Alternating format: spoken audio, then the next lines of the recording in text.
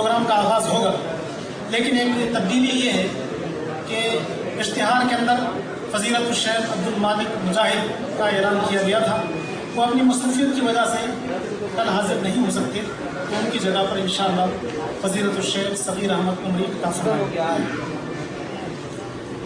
ایک دوسرا اعلان یہ ہے کہ 13 مارچ کو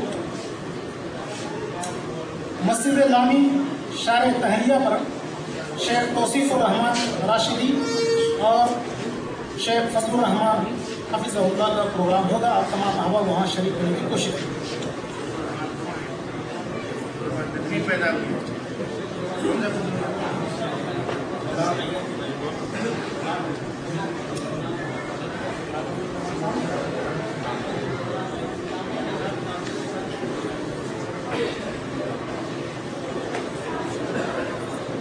جیسے آپ بھائیوں کو اس بات کا علم ہے کہ یہ 2 روزہ پروگرام ہے، الحمدللہ پہلے دن کی کارروائی بفضل تعالیٰ اختتام کو پہنچتی ہے، تو کل جو عصر کی نماز کے بعد سے پروگرام ہونا ہے، علماء اکرام اور ان کے موضوعات کے ساتھ میں آپ کو اطلاع دے رہا ہوں۔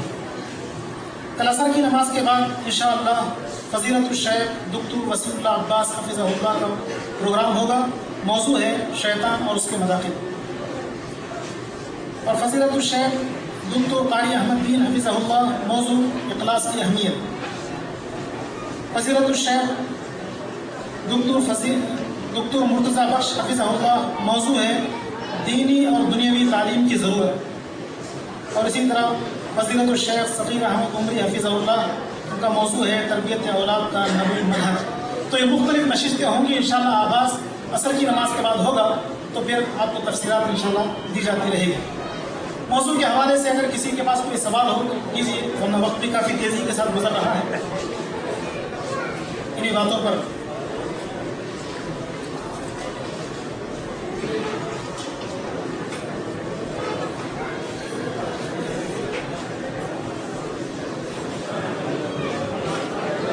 حضرت الشیخ میرا ربانی صاحب سے گزارش ہے کہ سوالات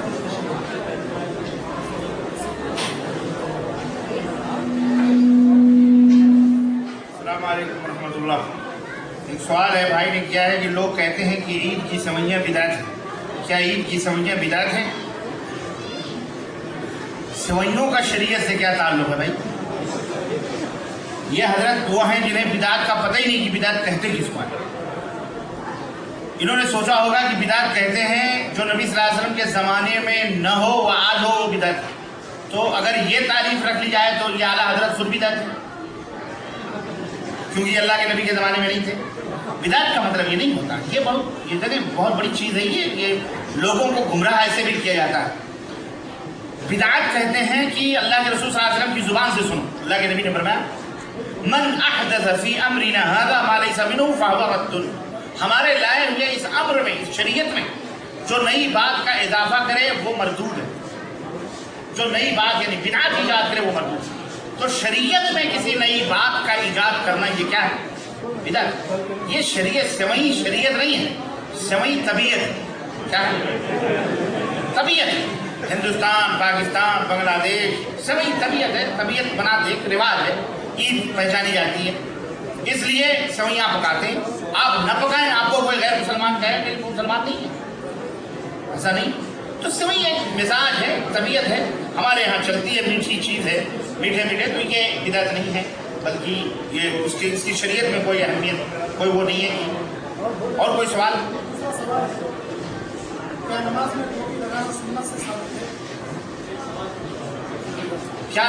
ٹوپی لگانا سنت سے ثابت ہے؟ کیا ٹوپی کے بغیر نماز نہیں ہوگی؟ دیکھیں نبی صلی اللہ علیہ وسلم کے بارے میں آتا ہے کہ آپ عمامہ بھی پہنتے تھے اور آپ نے عمامہ پہن کے نماز پڑھائی، صحابہ کرام بھی، اور اس میں کوئی حرج نہیں کہ اگر آدمی ٹوپی لگا کے نماز پڑھے، کوئی قباحت نہیں۔ اللہ کے نبی صلی اللہ علیہ وسلم سے یہ بھی ثابت ہے کہ آپ بغیر ٹوپی کے بھی آپ نے نماز پڑھی۔ خود صحابہ کرام حضرت جابر رضی اللہ تعالیٰ عنہ کی حدیث میں خود صحیح مسلم کے اندر بھی یہ بات آئی ہے کہ وہ ایک کپڑے میں نماز پڑھ رہے تھے، کسی نے کہا کہ دو کپڑے موجود ہیں اور آپ ایک ہی میں نماز پڑھ رہے ہیں، تو کہنے لگے تم بیوقوفوں کو بتانے کے لیے کہ اس طرح بھی نماز ہو جاتی ہے، سمجھ رہے ہیں؟ تو جہاں ٹوپی لگانا سنت وغیرہ، تو جیسا آج کل کی ٹوپی، یہ ٹوپیاں بھی مختلف طرح سے ہوتی ہیں، ان ٹوپیوں سے بھی فرقے سمجھ میں آتے ہیں، پتہ ہے آپ کو؟ واللہ بتا رہا ہوں، یہ کوئی مذاق کی بات نہیں ہے۔ ہاں یہ قاسمی ٹوپی ہے، یہ ندوی ٹوپی ہے، یہ دیوبندی ٹوپی ہے، یہ بریلوی ٹوپی ہے، پھر دیوبندیوں میں بھی 5 ٹوپیاں چلتی ہیں۔ ہاں یہ حسینی ٹوپی ہے، حسین احمد مدنی والی ٹائپ کی، وہی ٹوپی آپ ان کے پورے گروپ میں دیکھو۔ یہ قاسمی ٹوپی ہے، وہ الگ سے ٹوپیوں کا نمونہ رہے۔ یہ اشرفی ٹوپی ہے، وہ دوپلی الگ سے، وہ گول ہوتی ہے جس میں 4 یا 5 خانے بنے ہوتے ہیں، وہ الگ ٹوپی۔ غرض اس طرح سے ہے ٹوپیوں کی، ٹوپی اس طرح سے، بوہری ٹوپی، نقش بندی ٹوپی، جناب عالی وہ یہ اماراتی پہنتے ہیں زیادہ تر، وہ گول ہوتی ہے منقب، جیسے بھائی صاحب نے پہنی ہوئی ہے، اس کا ذرا بڑا غصہ ہوتا ہے۔ بوہری ٹوپی، یعنی ٹوپیوں سے بھی شناخت کرتے ہیں لوگ کہ یہ کس فرقے کا آدمی۔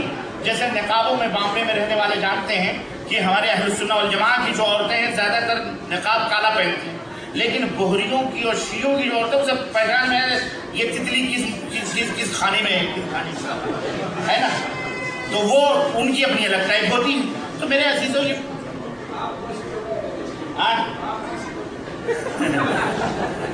اچھا میں نے کون سی ٹوپی پہنی؟ اب یہ ٹوپی کی کوئی پہچان نہیں ہے، ٹوپی تو بس ٹوپی ہے، بس اس لیے یہ تو اصل میں نہ اسے سنت کہہ سکتے ہیں اور نہ اسے بس ایک ٹوپیاں ہیں۔ اگر اللہ کے رسول صلی اللہ علیہ وسلم کے زمانے میں اس ٹائپ کی تو نہیں ہوتی تھی، ہر الگ الگ اپنا وہ ہے، تو اس میں جو ہے اس میں کوئی حرج نہیں۔ اگر آدمی ٹوپی لگا کے نماز پڑھتا ہے تب رہا کہ غیر ٹوپی کے اگر کوئی نماز پڑھتا ہے تو اس کی نماز پر کوئی نکیر نہ کرے، نہ ہی اس کو کہے کہ تیری نماز نہیں ہوتی، یہ نماز میں اسے ٹوپی پہنانے کی کوشش کرے، ایسا کچھ بھی نہیں۔ بلکہ اگر وہ بغیر ٹوپی کے پڑھ رہا ہے پڑھنے تو کوئی حرج نہیں۔ جو ٹوپی پہن کے پڑھ رہا ہے اس کی نماز میں اور جو بغیر ٹوپی کے پڑھ رہا ہے اس کی نماز میں انشاءاللہ کوئی فرق نہیں۔ انشاءاللہ اگر نیتیں دونوں کی خالص ہیں، طریقے صحیح ہیں، تو انشاءاللہ کوئی فرق نہیں ہے، جتنا ثواب اس کو ملے گا انشاءاللہ بغیر ٹوپی والے کو بھی اتنا ملے گا۔ اس کو جھگڑے کا یا فتنے کا سبب نہ بنایا جائے، جیسے ہمارے ہاں ایک ہاتھ سے سلام کرنا، 2 ہاتھ سے سلام کرنے کو فتنے کا سبب بنایا گیا ہے کہ کوئی ایک ہاتھ سے سلام کرے تو کہتے ہیں یہ انگریز کی اولاد ہے، پھر 2 ہاتھ سے سلام کرے تو کہتے ہیں کہ یہ مسلمان کی اولاد، استغفر اللہ۔ یہ سب فتنے کی بات ہے، یہ سب جاہلانہ اور نہایت نکمے والی باتیں اور گفتگو ہیں۔ اللہ تعالیٰ ان سے محفوظ رکھنے کی توفیق عطا فرمائے۔ درس میں بتاتے ہیں کہ جنت میں مردوں کو حوریں ملیں گی، کیا عورتوں کو ان کے شوہر ملیں گے یا کچھ نہیں ملے گا؟ نہیں، اگر ان کے شوہر جنتی ہوں گے تب تو ملیں گے نا ان کو۔